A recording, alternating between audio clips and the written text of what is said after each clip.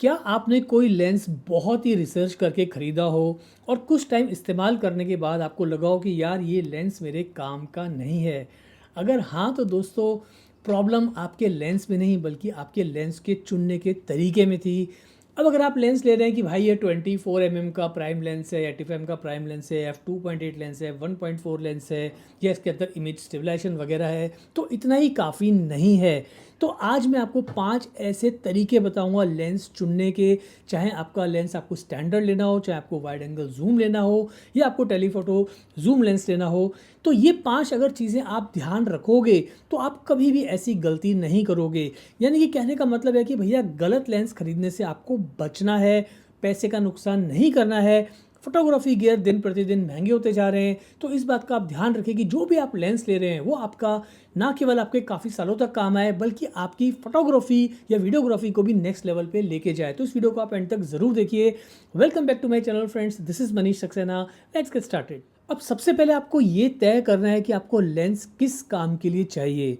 सबसे बड़ी गलती हम यही करते हैं कि हम लेंस खरीद लेते हैं और फिर सोचते हैं कि इस लेंस काम करे क्या। तो ये गलती आप बिल्कुल भी मत करिए। देखिए फॉर एग्जांपल अगर आप एक वेडिंग फोटोग्राफर हैं तो आपके लिए 24 टू 70 mm की फोकल लेंथ काफ़ी वर्सेटाइल हो सकती है। लेकिन अगर आपका काम प्राइमरीली आप शूट करते हैं वेडिंग पोर्ट्रेट्स, तो वहाँ पर सही लेंस आपके लिए होगा 72 टू 800 mm का, या फिर जो है आपके लिए 85 mm का प्राइम लेंस आपके लिए काफ़ी अच्छा रहेगा। इसी तरह से अगर आप लैंडस्केप फोटोग्राफी करते हैं, आप इंटीरियर शूट करते हैं, आप आर्किटेक्चर फोटोग्राफी करते हैं, तो वहाँ पर जो है ये 16 टू 35 mm का लेंस आपके लिए काफ़ी बेटर होगा, क्योंकि यहाँ पे आपको काफ़ी वाइड रेंज मिलती है। फोकल लेंथ 16 टू 35 या 12 टू 24 mm की, तो ये लेंस आपके लिए सही रहेगा। कहने का मतलब ये है कि आपको सबसे पहले देखना है कि भाई मेरा काम क्या है, और यहाँ पर आपको एक सिंपल रूल याद रखना है दोस्तों, और वो रूल ये है कि सबसे पहले हमें अपने सब्जेक्ट को तय करना है और उसके बाद आपको अपनी फोकल लेंथ चुननी है, ताकि आप बिल्कुल लेंस खरीदते वक्त गलती ना करें। फॉर एग्जांपल मैं एक फैशन फोटोग्राफर हूँ, तो ज़्यादातर मेरा काम होता है लोगों के पोर्ट्रेट्स के अंदर मेरा काफ़ी सारा काम निकल जाता है। चाहे मैं किसी का मॉडलिंग पोर्टफोलियो शूट कर रहा हूँ, चाहे मैं अगर इवन हेडशॉट ले रहा हूँ, या फिर अगर मुझे 3/4 या फुल लेंथ पिक्चर लेनी है, तो 85 mm का लेंस, देखिए ये मेरा जो है आप देख पा रहे हो कि मिकी का 85 में 1.4 लेंस है। मैं इस पर सारा काम कर लेता हूँ, तो मेरे लिए जो सही फोकल लेंथ है, अगर मुझे एक ही लेंस खरीदना है, अच्छा लेंस खरीदना है, तो मेरी सही फोकल लेंथ क्या है मेरे सब्जेक्ट के अनुसार 85 mm का लेंस, क्योंकि 85 में पोर्ट्रेट, 3/4, हेडशॉट सारी चीज़ें जो है आसानी से हो जाती हैं। इसी तरह से अगर आप वेडिंग फोटोग्राफर कर रहे हैं और ज़्यादातर वेडिंग पोर्ट्रेट्स लेते हैं, तो वहाँ पर 70 टू 200 का लेंस या फिर 85 mm का प्राइम लेंस आपके लिए ज़्यादा बेटर रहेगा। लेकिन अगर आपको लोकेशन भी चुननी है, आपको काफ़ी सारे लोगों को शूट करना है, ग्रुप फोटोग्राफी करनी है, पूरी फैमिली को एक साथ कवर करना है, तो वहाँ पर फिर जो है 24 टू 70 mm का लेंस काफ़ी वर्सेटाइल आपके लिए हो सकता है। तो सिंपल सा जैसे मैंने बताया रूल आपको देखना है कि भाई पहले आपको आप अपने सब्जेक्ट को तय करो और फिर जो है आप अपना लेंस चूज़ करो। अब दूसरा पॉइंट ये निकल के आता है कि आपको सिर्फ फोकल लेंथ ही नहीं बल्कि फोकल लेंथ की पूरी रेंज को अच्छे से समझना है। अब यहाँ पर मैं आपको एक एग्जांपल दूंगा। कई बार हम सोचते हैं कि चलो भाई 24-70 mm का लेंस खरीद लेते हैं, इसके अंदर हमको जो है 24 mm भी मिलेगा, 70 mm भी मिलेगा, यानी कि हमारे लिए जो है एक परफेक्ट लेंस है। बट प्रैक्टिकली ऐसा होता नहीं है दोस्तों। जब आप अपनी फ़ोटोज़ को ब्राउज़ करते हैं और देखते हैं कि 70% आपने पिक्चर्स जो हैं वो आपने 50 टू 70 mm के बीच में ली हैं, तो आपको समझ में आता है कि भाई 24 mm और 35 mm की तो आपको ज़रूरत ही नहीं थी, क्योंकि आपका सारा ज़्यादा काम जो है वो 50 टू 70 mm के बीच में ही हो गया। तो आपके लिए ज़्यादा अच्छा लेंस वो रहेगा जो 50 से 70 mm की रेंज को कवर करता हो। इससे आपकी प्रॉब्लम भी सॉल्व होगी और आप अच्छा लेंस भी चुन पाएंगे अपने लिए। टेलीफोटो में तो ये और भी इंपॉर्टेंट हो जाता है। फॉर एग्जांपल अगर हम बात करें 70 टू 200 लेंस की या फिर हम 100 टू 400 mm लेंस की, दोनों ही टेलीफोटो लेंसेज हैं, लेकिन दोनों का पर्पस कंप्लीटली डिफरेंट है। अगर आप वेडिंग शूट कर रहे हैं तो वहाँ पर 70-200 आपके लिए ज़्यादा अच्छा रहेगा, क्योंकि वहाँ पर आप अच्छे पोर्ट्रेट्स ले पाएंगे, अच्छे हेडशॉट्स वगैरह ले पाएंगे, बैकग्राउंड को अच्छे से ब्लर कर पाएंगे, और एक रीजनेबल डिस्टेंस के अंदर, शूटिंग डिस्टेंस में आपको अच्छे कैंडिड पोर्ट्रेट्स मिल जाएंगे। At the same time 100 to 400 mm का लेंस भी टेलीफोटो लेंस है, लेकिन वेडिंग के अंदर वो लेंस फेल हो जाता है। तो वो लेंस आपके काम आएगा अगर आप वाइल्ड लाइफ फोटोग्राफी करते हो, आप स्पोर्ट्स फोटोग्राफी करते हो, या बर्ड फोटोग्राफी, या कोई भी दूर के सब्जेक्ट को आप शूट करना चाह रहे हो, तो वहाँ पर वो जूम रेंज है उसकी, वो आपकी ज़्यादा काम आएगी।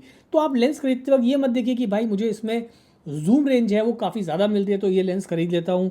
आप प्रैक्टिकल यूसेज देखिए, और आपको सबसे ज़्यादा ध्यान रखना है कि जो भी आप जूम रेंज ले रहे हैं तो आपकी शूटिंग डिस्टेंस और सब्जेक्ट के हिसाब से वो जूम रेंज परफेक्ट है या नहीं। तो इन चीज़ों का आप बहुत ध्यान रखिए। अब बात करते हैं तीसरे सबसे इंपॉर्टेंट पॉइंट की। भैया अपर्चर देखकर जो आपको इम्प्रेस नहीं होना है। बहुत सारे photographers f1.4, f1.8, f2.8 aperture देख के पागल हो जाते हैं, इम्प्रेस हो जाते हैं, क्योंकि लेंसेज थोड़े महंगे भी आते हैं और वहाँ पर बिना सोचे समझे पैसा डाल देते हैं। तो भैया एकदम से आपा नहीं खोलना है, कंट्रोल जो है उसको नहीं खोना है। यहाँ पर आपको ये देखना है क्या वाकई में आपको इतने वाइड अपर्चर की ज़रूरत है या नहीं।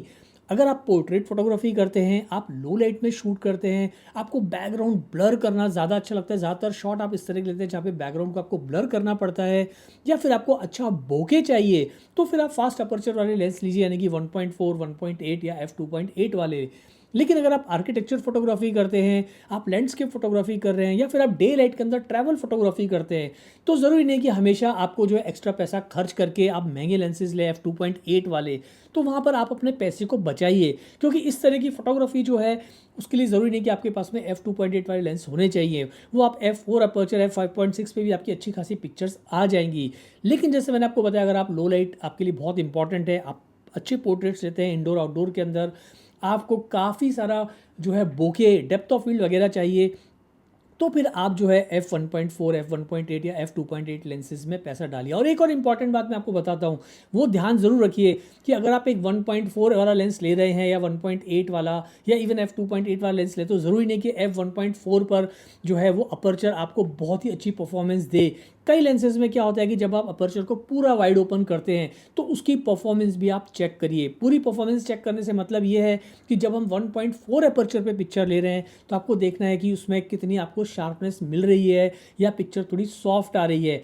कई लेंसेज के अंदर ये प्रॉब्लम आती है, स्पेशली जब हम कॉर्नर्स देखते हैं तो वहाँ पर जो है काफ़ी आपको सॉफ्ट कॉर्नर्स दिखाई देते हैं, यानी कि शार्पनेस जो है वो सेंटर में तो काफ़ी अच्छी होती है बट कॉर्नर्स पे इमेज आपकी काफ़ी सॉफ्ट नज़र आती है।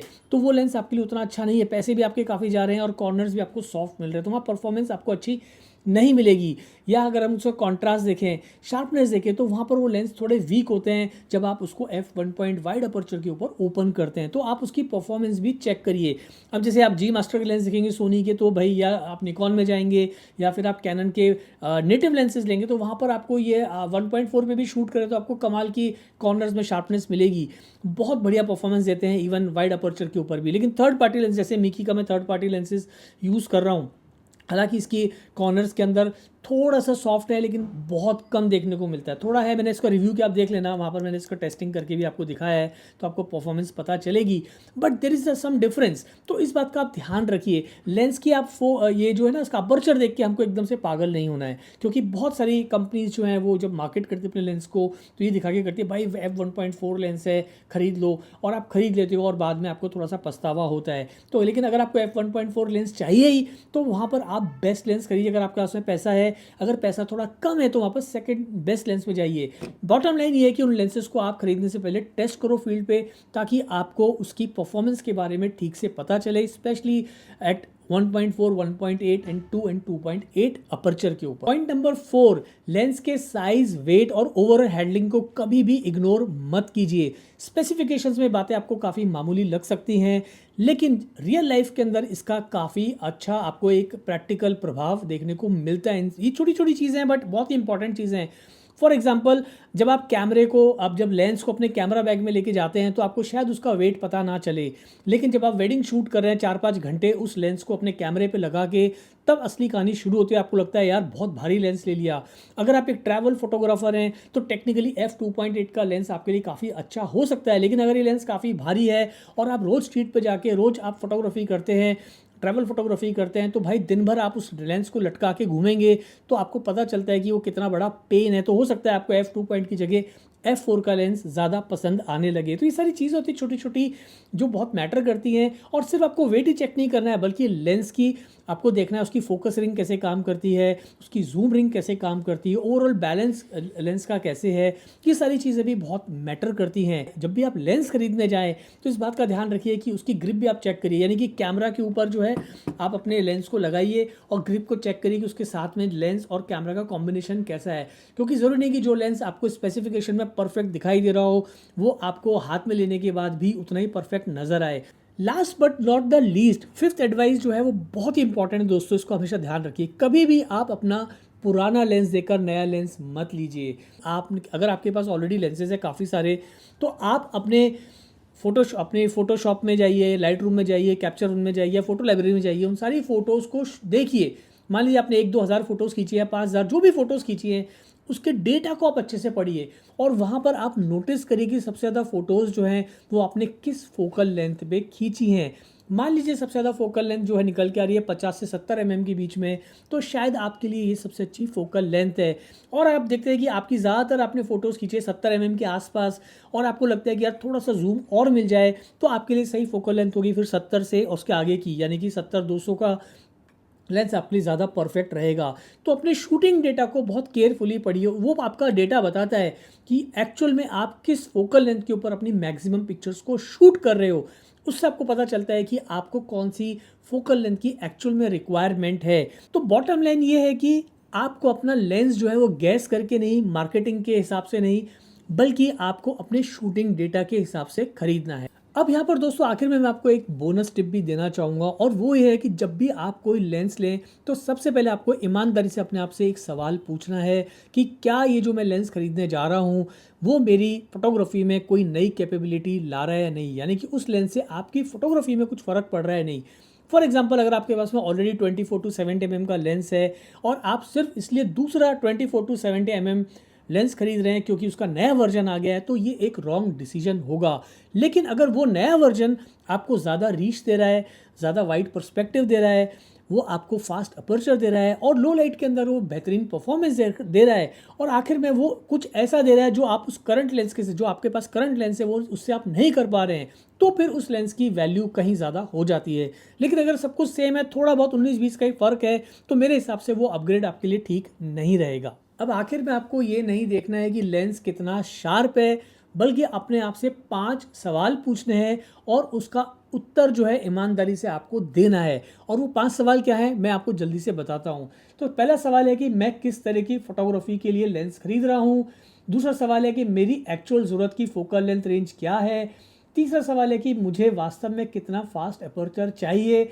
चौथा सवाल है क्या इस साइज और वेट में मेरी शूटिंग स्टाइल के लिए प्रैक्टिकल है या नहीं। और सबसे इंपॉर्टेंट पांचवा सवाल है कि मेरे पिछले फोटोग्राफ्स बता रहे हैं कि मुझे वास्तव में किस लेंस की ज़रूरत है, यानी कि किस फोकल लेंथ पे आपने सबसे ज़्यादा फोटोज़ खींचे हैं। अगर इन पांचों सवाल का जवाब क्लियर है तो फिर आप जो भी लेंस खरीदेंगे आप कभी भी नहीं पछताएंगे। तो ये थे मेरे आज के कुछ टिप्स कि लेंस खरीदते वक्त आपको क्या गलतियां नहीं करने, किन चीज़ों का ध्यान रखना है। उम्मीद है इस वीडियो से आपको काफ़ी कुछ सीखने को मिला होगा। अगर ये वीडियो अच्छा लगा हो तो जल्दी से कर दो लाइक, और चैनल अगर अभी तक आपने सब्सक्राइब नहीं किया है दोस्तों तो चैनल को कर दो जल्दी से सब्सक्राइब, क्योंकि जब आप चैनल सब्सक्राइब करते हो तो दिल को लगता है बहुत ही अच्छा। आज के लिए इतना ही, जल्दी मिलते हैं फिर नए वीडियो के साथ।